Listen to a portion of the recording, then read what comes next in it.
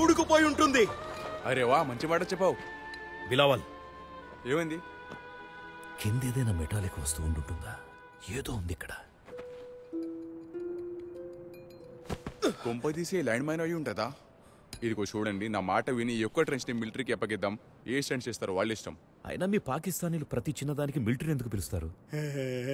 వాళ్ళ గనక అప్పచెప్తే పునాదులతో సహా సైట్ మొత్తాన్ని లేపేస్తారు. కూర్చొని మనమే చేసుకోవాలి, నెమ్మదిగా.